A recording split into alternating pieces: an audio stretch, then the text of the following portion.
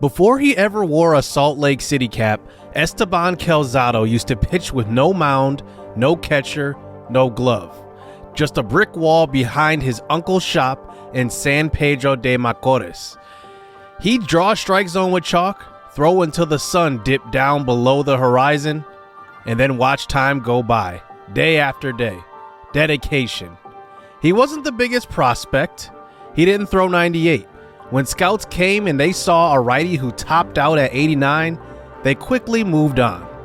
But Salt Lake City saw him for what he really was, a kid with a big heart, and a surgeon at that.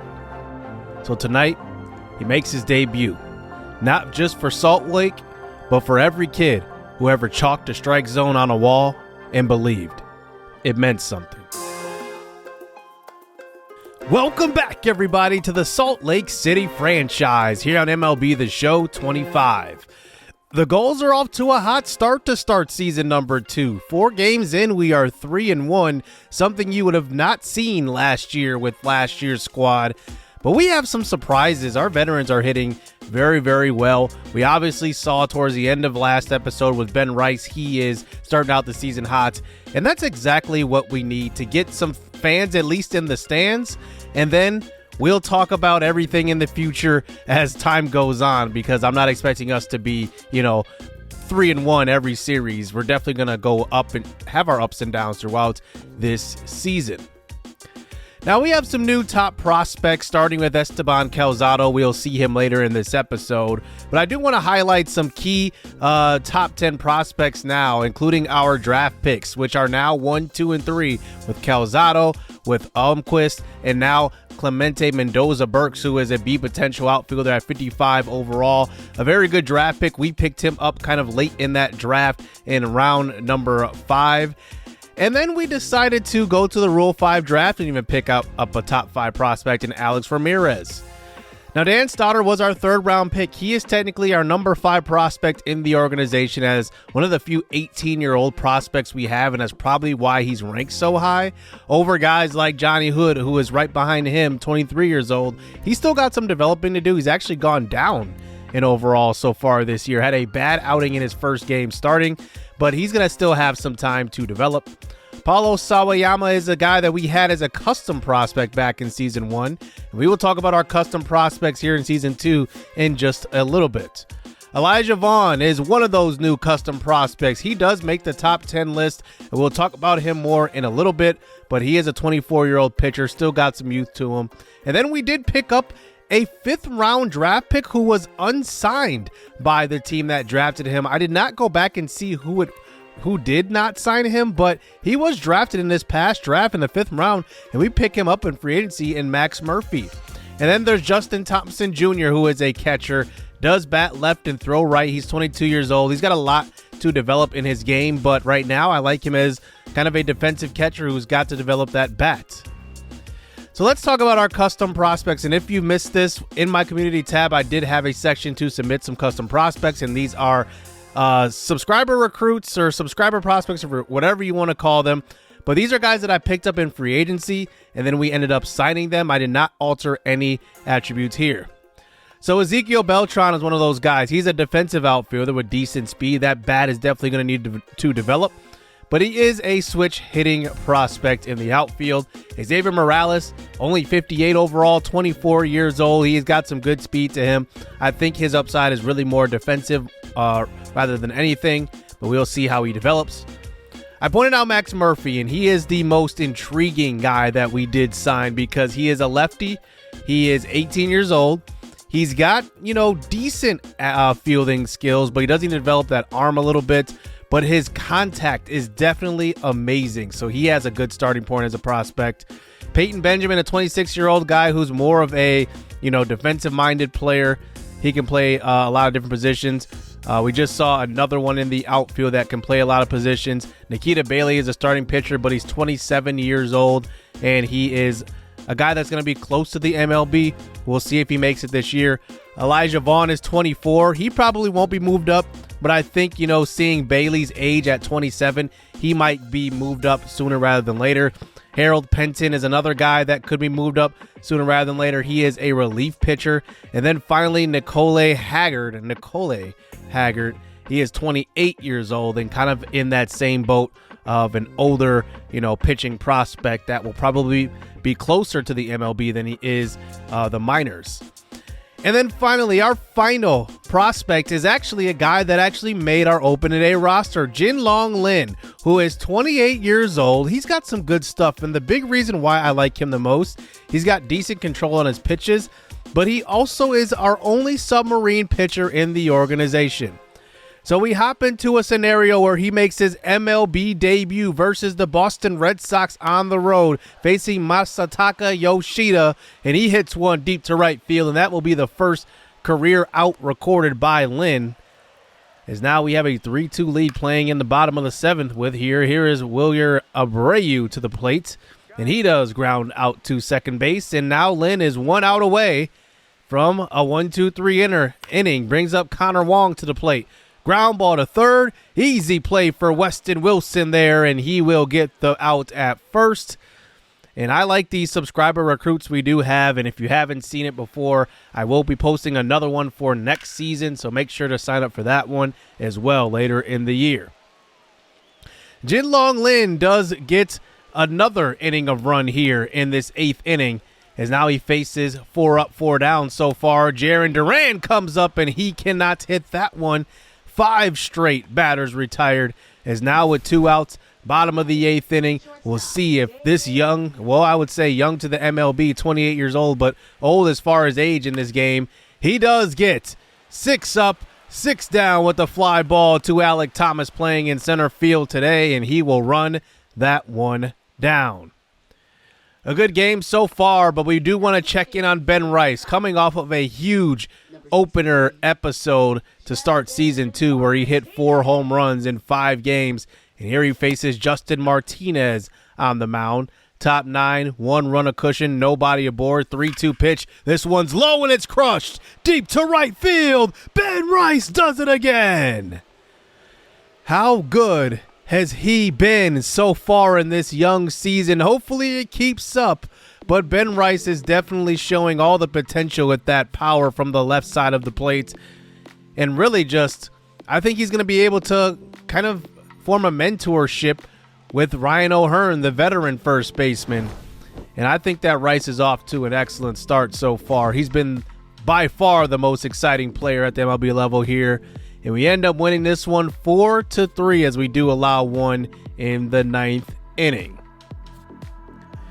So coming off of that game, speak of the devil, Ryan O'Hearn, 1 to 2 months with a torn calf, our first major injury of the series so far. We have been fairly healthy, even though last year, to be honest, didn't really count. We didn't really even care how we were doing as far as our record goes, but now that's a big concern here, as Ryan O'Hearn, who's already in, the first few weeks of the season here and already with a major injury, that is not a good sign going forward. So I do decide to promote Peyton Benjamin. I highlighted him earlier as a custom prospect, and he's going to get his shine to play as well at the MLB level in this early season already. So I do want to spend this episode talking a lot about our young prospects, and I have to start at the top. Esteban Calzado, 18 years old, was drafted number 13 overall in our first-year player draft in Season 1, and he will make his debut here with the AA affiliate here of the Salt Lake City Ball Club. So here is Ezekiel Beltran, one of our custom prospects, really making his, I wouldn't say debut, but his first few at-bats here in professional baseball, and he does hit one to right field for a leadoff double, and that's a good way to get this minor league season underway. That brings up Clemente Mendoza-Burks. I drafted him in the 5th round. I really loved his potential with his bat, and he looked like he was B potential, and he ends up being B potential. But here's the thing. He's not a great hitter as he swings and misses at that pitch low. He does have really good power versus rights, but he does need to develop the rest of his game. Man on third with 2 outs. Here comes Justin Thompson Jr., who pops up in the infield. And out comes Esteban Calzado for his professional debut. So Calzado now, first battery faces Reynel Delgado, will swing and miss. And there's that 90-mile-an-hour fastball, something we'll want to develop, get some velocity on his pitches, and see what he can do this year in the minors. As there is Austin Gaither at the plate. He's just looking for the second straight K. Can he make it a third here in the first inning? Hard ground ball up the middle, and a good play at second will get the out at first, and Calzado with the early 1-2-3 inning. Bottom two now facing Eddie Rosario, and he wills. Just look at that slider over the middle of the plate. Carlos De La Cruz, he's swinging and missing at a pitch in the dirt. And how about that? 4 of the first 5 batters of the game go down on strikes. And Jonathan Rodriguez is going to do the same as Justin Thompson throws this one over to first, and he will get the out. A good start here for the 18-year-old kid as he gets another one. Yohandy Morales is just looking as well. A lot of backwards Ks. It looks like his movement may be fooling these batters. As here's Elijah Green, a former top 3 pick in the MLB Draft. He lines out to third. And Eric Brown Jr. comes up, and he's just swinging and missing. 9 up, 9 down for this lineup for Houston as now we move on to the bottom of the 4th inning. A hard shot to center field. This one's going to be run down by Beltran playing in center. And another inning up, another inning down. Bottom 5 now, 2 outs in this inning. Esteban Calzado is yet to surrender a hit. This is a ground ball in the hole. Stoddard will come up, jump throwing to first base. And that will be the first base runner of the game here for the opposing team. But Calzado with a man on first. He does throw a ball over the middle of the plate, making it easy for the throw down to second for Justin Thompson Jr. to nail the runner. And that throw was absolutely perfect. Only 1 hit allowed through 5 for Calzado. Now here is Dan Stoddard who comes to the plate. He was our 3rd-round draft pick. We knew he was going to be a young kid, 18 years old, but probably not the best potential. But he does show some speed on the base pass as he swipes second, hopefully scoring 1 for Calzado, giving him some run support. And now he's in scoring position. Ezekiel Beltran up to the plate, 1 for 2 so far in this one, and he hits a chopper to first base, and that will be enough to score the runner from third as Dan Stoddard, our 3rd-round draft pick, comes around to score. Top 7 now, here is Justin Thompson to the plate, and he hits one hard up the middle, and that one will be a base knock here for the young 22-year-old catcher. As he is one of our top custom subscriber recruits as well, as that brings up Junior Perez here to the plate here, and he will ground out to second, and nothing more doing in the 7th inning. Esteban Calzado still going strong, approaching that 100-pitch mark. This one is a fly ball to center field for the first out of this 7th inning. Top of the lineup up here for Houston is this one's going to be a deep fly ball once again, but it will be caught. I mean, Esteban Calzado, he's at least switching up the location, and he's been pretty pinpoint with his command. And one more swing and miss here for the opposing team, and it will be a big debut for Calzado. That's all he will pitch in this one, just going 7 innings strong. Max Murphy to the plate now with runners in scoring position here in the 8th inning, and some couple of runs of insurance will come across the plate, and once again, we will score again, making it 3-0 as Max Murphy does have a double. And Max Murphy, remember, is going to be the most interesting prospect we have. 18 years old, was drafted in the 5th round by another team, and we end up scooping him up in free agency. And here is Clemente Mendoza-Burks coming through with an RBI single, or RBI double, I should say. And Clemente Mendoza-Burks, he's going to be a guy to look out for as well. Number 3 prospect in the organization. Here is Sean Bichard on the mound. He was our 5th round draft pick and the only reliever we selected in the MLB Draft. He ends up getting through 1 inning of work and not surrendering any runs. So we move on to the bottom of the 9th inning. Here is Hunter Dula on the mound here, and we do get out of this jam here, bases loaded in the 9th inning, and we do come away with the shutout to open the Double-A season here, and Richmond ends up getting the win. And Dan Stoddard, 3 for 4 in his professional debut with 2 doubles, by the way. And he was supposed to be more of a defensive-minded player. But Calzado ends up going 7 innings, only giving up 1 run, 11 strikeouts. So he was really, really good in this one. And he's going to be a player that's going to develop very, very nicely, and a good start to this series for young players. We do advance a little bit further, but we do get a trade offer from the Red Sox, and they're already asking for Chris Taylor through the early parts of the season. Chris Taylor is one of those veteran players. Now, he's only due $15 million this year, so he's going to start to decline sharply. He's off to a decent start this year, hitting .320, and for a team that's a big market team, it's affordable. I mean, $15 million isn't too much, but they're offering Masataka Yoshida, who is interesting because he's a really good hitter, but he's 32 years old, and I'm not looking to get older anywhere, even though I do like Yoshida. It just doesn't make sense for us, so we're going to end up declining that trade. Chris Taylor's probably, if we do trade him this year, which is likely, we'll probably be looking for a young prospect. So now we get into the first scouting of this season, and we have the number 1 pick along with 5 other picks. So we'll basically pick at the top of every single round, but we do have the number 1 pick, so it's going to be important to evaluate all of these top 20 prospects to see if any of them are generational or if any of them are worthy of that number 1 pick. The number 1 MLB ranked guy is Jim Bingham. Now, he's a very versatile pitcher. You can already see why he's considered the number 1 prospect. He looks very safe. Everything with him looks really, really good. But obviously, we don't have any scouting progress on these guys, so anything is subject to change.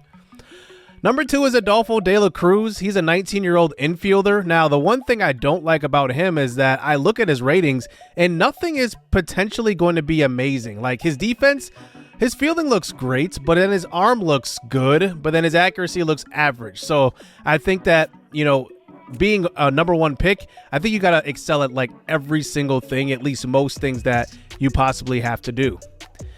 Ken Matsui is one of those guys that is potential here to be the number 1 pick. He looks like he's going to be above average to well above average in pretty much every statistical category that you need. Now, the one thing is his pitch velocity, 65 to 70, and we just literally drafted a player in Calzado who did not have good velocity. So do we get 2 low velocity pitchers with our first 2 drafts as a number 1 pick? I'm not exactly sure. Number 4 is Oliver Gonzalez. He is 18 years old. Now, he looks really good. His contact versus both right and left look elite. His vision and discipline could both be elite. His fielding, arm strength, and accuracy can both be elite. So this looks like a guy that could potentially be a generational player. Now, obviously, we're going to have to scout him more to figure that out, but he is definitely on the short list of guys that could possibly be one of those players. Number 5 is Lewis McDonough. Now, he does have a well-rounded game. Everything looks like it could be above average to elite. So he's definitely a guy I'm keeping my eye on, but his potential is a lot lower. I think he's going to be a guy with a high floor, but maybe not necessarily the highest ceiling. Geraldo Freitas looks like a really good player. He looks like he has really good power.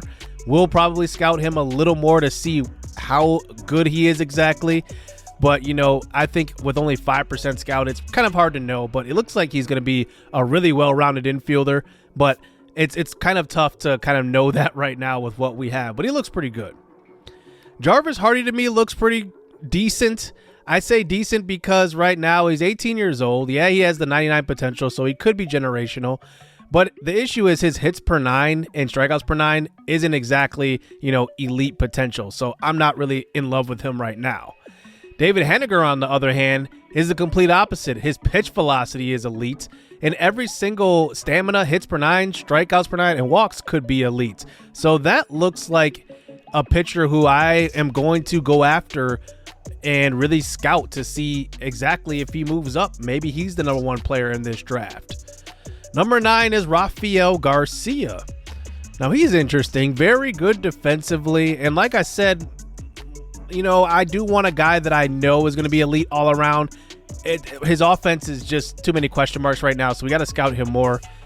Darius Hughes is the one guy I would like if I didn't have the number 1 pick, because his contact is elite, and then his vision is elite. Like, he looks like he's going to have a very high floor, but obviously the potential is going to be somewhere between C and a B.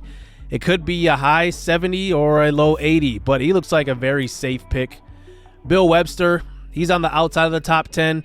He looks like he could be really good. You know, his strikeouts per 9 is really elite, could be elite. Hits per 9 could be elite.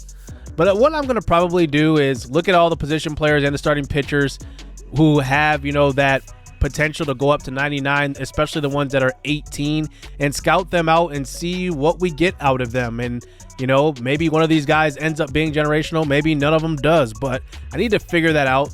So each kind of step, each week, we're going to have at least one player we're scouting, you know, individually. I'll make sure to discover until probably like week 7. I think I'll be done with discovery around week 7. And then I'll make sure to scout prospects that are in a general position group every week too, just so I can get a wider range of unlocked attributes for, you know, all players throughout the draft. So we're going to let time go on a little bit, but we do have another injury at the MLB level. This one is Aaron Ashby. Now, Ashby is actually pitching not too bad right now. His whip's a little high, only 6 innings of work, but another major injury to our MLB level. So I'm going to do a quick little minor move up here. Eli Villalobos is already making MLB money. He's making the MLB minimum at this point, so might as well move him up instead of moving up another young prospect, and then we'll start his service clock. So I'd rather just move Villalobos up just to fill in that gap there. But just a minor roster tweak that we are making right there. But now we go on to the AAA level to check out our Sacramento River Cats. And we have a couple of prospects at the AAA level, like Miracle Macklin, who are close to the MLB. So I do want to check these guys out, as here is Miracle Macklin in one of his first starts of the season. He gets the strikeout right there.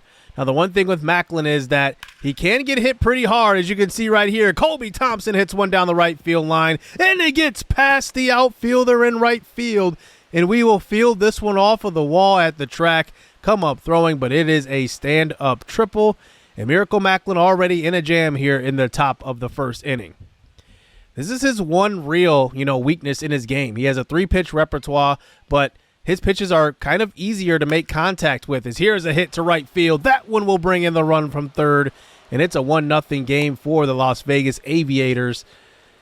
And Miracle Macklin has to get out of this one early on, and he ends up getting through the first inning. Joey Lucchesi on the mound here for Las Vegas, as here's Daenerys De La Cruz here to lead off this game, as Daenerys will ground out to third. And remember, Daenerys De La Cruz was one of those young players I was excited about a year ago, but I think he does need to develop his bat just a little bit. Here is Luis Lara, who we acquired in the offseason for Brett Wisely from the Milwaukee Brewers organization. In real life, he is their number 17th ranked prospect overall. And we end up acquiring him at 21 years old with a lot of potential. Here is Dane Myers to the plate, who starts the season out at AAA as well, and he will ground out to first. And that will get us through the first inning of work. Here's Miracle Macklin now in the second inning and giving up another hit to left side with the man on third base, and it's already 2-0 here for the Aviators in this one. As Miracle Macklin, I do want to see him develop just a little bit. I like what I saw a year ago. He had a decent outing at the MLB level, as there's a nice swing and miss on that low curve. But I do want to make sure he develops some skills a little bit more, especially his hits per 9, because, like I said, opposing batters do make solid contact a lot more than they don't. Here is Rocky Anderson, a middle infield prospect for us, as he goes to opposite field, getting our first runner in scoring position today. Now with a man on second here, James Rath, one of those custom prospects that we have now, hits one to the right side, and that one gets through the infield. And we do cut this lead in half, 2-1 early on in this one. But good to see some of our custom prospects doing well. Bottom third now. Here is Daenerys De La Cruz once again, and I want to make sure we do not forget about him in the organization, because he does flash some potential with his bat. He does need to also develop defensively, because right now he's pretty limited to a left fielder. Here's Luis Lara now with a man on first. Easy ground ball to short, and they will turn 2 on the young 21-year-old outfielder. and he has an 0 for 2 day to start this one. Bottom 6 now, Daenerys is 1 for 2 in this one and gets a pitch outside and goes with it. And that is a perfect contact double. He will have a stand-up double here. He's not the fastest guy, by the way, but he's showing off his bat today with a 3-hit ball game. Luis Lara now 0 for 2 in this one, leading the team in average so far this year. And he does ground out to second, but an errant throw on to first will allow him to reach safely. And now we have a chance to tie this ball game up with Dane Myers, 31-year-old outfielder, to the plate with a decent clutch rating, will hit into the double play. And that will be the end of this inning. Luis Lara now, I mentioned that he's hitless today so far, but he hits one well into right center field, giving chases the center fielder and runs this one down. And Luis Lara not having the best of days, but he is still our leader in the clubhouse in average at the AAA Sacramento River Cats level. And we do end up falling victim to the Aviators in this one, but wanted to quickly highlight some of our top players at AAA. I wouldn't say none of them at this point in the season are quick to be or close to being moved up. I do want to make sure everybody goes through a period of getting some at-bats here at AA and AAA, making sure they still develop at the rate they're supposed to be. And I don't want to just rush anybody's development. I want to make sure they all develop nicely. So back to scouting here as we do check on Jim Bingham, as he looks really good still. 77 and 91 potential, so it's likely he's going to be a B potential player, but looks like he's a guy that's going to be a pretty safe #1 pick if we end up going with him, and will be a good pro. We do end up, putting some discovery out there and finding some guys. Henry Gill is one of them. He looks more defensive, but to find a not ranked player at 129, maybe it's just a guy we get at, round 5 or 6. He's interesting. But another guy that comes up on our radar now is Ken Willard. Now, we ended up finding him. He's number 21 on our scouts list. He started out not ranked. So I'm going to definitely look into him further and see how he ends up being. It looks like his glove might be better than his bat at this point, but a really good find right there from our scouts. Rene Gomez Phelps is another one of those guys, not ranked. Is ranked 75 for us, and he's 18 years old. It looks like a really good pitcher, and I think that we are going to probably scout him some more. We do find out some guys end up falling. Adolfo de la Cruz goes from 2 down to the 70s, so he is officially eliminated from #1 pick contention. But there are a lot of guys, that move around, especially when you scout by position. So this is just something to kind of keep your eye on. There might be guys that rise up a lot and guys that end up falling a lot. I do find a nice college player here, a junior college player, Mariano Aguilar. Now, if we hit on our first 2 draft picks, if I feel really, really good about them, this is the type of guy I might take a chance on, simply because I know he's not going to have the highest ceiling, but he's got a very high floor as well. Like, he looks like right now he's going to be somewhere close to 70 overall, but probably around the same potential as well. I like to scout those guys just to know we have good MLB players that are young. That's what I really want. Not everybody has to have, a potential, even though you want those guys, but you can take more of, the chances on some of these, guys that are going to be good late in the draft that may not have the highest potential.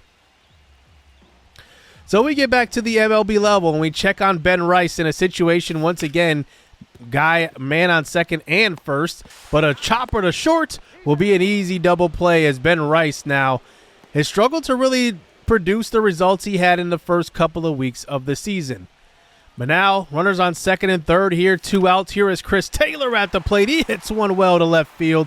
That one will get down and left, and now we cut this lead in half with 2 outs left in the 9th inning. And I think at this point we might go to our bench for a pinch hit, because Henry Davis is coming to the plate with an opportunity to walk it off here in the 9th inning. And we're playing a team that doesn't have much significance to us here in the Reds. But I do want to get some, at-bats for some guys that we may need due to injury, or just because we signed them in the offseason. We want to get them some at-bats. So Andrew Monasterio was a guy we signed in free agency to really kind of just be a depth infielder. But I do just want to get him in these clutch moments. He has 89 clutch, but here at this situation, he cannot connect on that outside slider, just gets absolutely fooled on that one. And we end up losing this game 2-1 in the 9th inning at home. But it happens, it happens. Now, one guy I do want to check in also is, our bullpen has been shaky so far in this series. And we check on Manny Rodriguez, who has really been the closing pitcher so far in this series, now for his 2nd straight year. But now in a situation here facing Willson Contreras, gives one up to the right side, and it's a ball game here in the bottom of the 9th inning. And Willson Contreras hitting .380 in that situation, bases loaded. But you want a guy who can get you out of those situations, even though he's going to, not be perfect. Because Willson Contreras hit that one to right field pretty solidly, and that was a pitch out of the strike zone if you look at the K-zone kind of spray chart here. But I do want to make sure that we do draft relief pitchers as well. I do not want to forget about that position. But as we do check back out, some more prospects here as we just start to get through some weeks and start to unveil some ratings, Chad Scott looks really good. He's 71 draft ranked, but he's moved up here to 30, so I do want to check him out. He's not a candidate for the number 1 pick unless he looks generational, which that would be crazy for the 70th ranked MLB draft rank to be generational. I don't think that will happen. But there are some other guys moving up, like Bill Shanklin. He looks like a guaranteed A potential pretty much, but he's probably going to be in the low 60s overall range, but he looks like a guaranteed A potential. So we'll probably scout him a little more. I'm not sure if he'll be worthy of the number 1 pick, but he's a guy that we're looking at. But then we have guys like Ron Tejada who come up, and he looks like pretty much an A potential. If we do scout him a little more, we'll know for sure, but he looks really good. But I do decide to find, more out on Ken Matsui. He was the number 3 MLB draft rank, and I just want to be sure, who is the best pitcher in this draft. I really want to be sure about that, and from there, I'll decide, if I'm going to take another pitcher with our 1st round pick. And then I also want to find out about the 18-year-old catcher. How good is he? So we have a lot of, ground to kind of cover here to make sure that this first pick is the right pick. But I think I like, our process of elimination here, going after some guys individually and figuring them out. We do decide to make a change here at the MLB level. Manny Rodriguez is not pitching well at all. I decide to give JinLong Lin a opportunity to at least pitch in that closing role. I'm not sure he'll be the long-term closer because right now he's got really good stats with that middle relief position that he's at. So I want to try him out there for a couple of games to see what he's got. And now we check out right away in a situation, bottom of the 9th inning, on the road at Miami. And he's facing the top of the lineup here for the Marlins as Aldo Lopez comes to the plate. 1 for 4 in this one with a chance for his first save. This pitch is low, and it's a fly ball to short left center field, and Alec Thomas does run it down, and we do get the victory in this one, 4-2. And like I said, we've had some pretty impressive people in this episode. I really like what Lynn is. Like I said, I'm not sure if he's going to be our closing pitcher of the next couple of years, maybe few years. But like I said, we're not going to be super active in free agency every single season. I do want to make sure we emphasize developing a lot of these guys we have in our organization now and the ones we will have due to the draft. One more late game here situation with Mike D'Antonio. Wow. Mike Antico to the plate now. 3 for 3 in this one. A triple shy of the cycle versus the Mets. Top 8 now, 2-2 pitch facing Danny Young. This one's hit hard on the third base line, thrown on to second, and Antico cannot hit for the cycle. And we do end up, though, in the 9th inning, and look who's in for the save.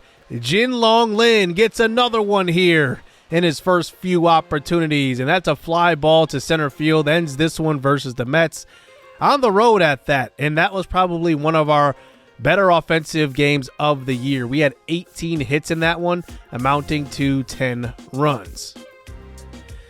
Now, through the first month of April here, we look actually pretty decent. We're 14-19. We are almost halfway to our win total from a year ago, to be honest. It's like we're having that type of season. We did have a hot start from Ben Rice, but I think, when Ryan O'Hearn went out with that injury, I think it definitely lifted the protection from Ben Rice. And now I think Ben Rice's expectations are a little bit higher, which kind of suck, but he's going to continue to develop. Esteban Calzado, through the first month of the season, ends up killing it. 4 quality starts, pretty much a 2 ERA, below a 1 whip. He's got 41 strikeouts to 10 walks. I mean, he is crushing it so far at AA. And I think he's going to develop really, really nicely in this series because he's going to perform well this year alone. And obviously, you know, we have some other young guys to really develop still at the MLB level, like Emerson Hancock, who is 25 years old now, Julian Aguirre, who is 24 years old. Both of those two young guys actually lead our rotation in ERA and whip, respectively. And then the veterans, German Marquez and Walker Buehler, are not off to the greatest starts. So kind of funny how that works out. So that's going to do it here for this long episode. And I'm excited to, you know, scout throughout the month of May. I really want to find that generational prospect, maybe 2, who knows. But we'll see how that goes as we get into the month of May. We'll focus more on some players looking to move up, maybe, possibly through the next couple months, and do some more player locking. I really do enjoy the player locking in this series. So hit subscribe, hit that like button. I hope you guys enjoyed this episode. Stay tuned. Let's get it. Let's go.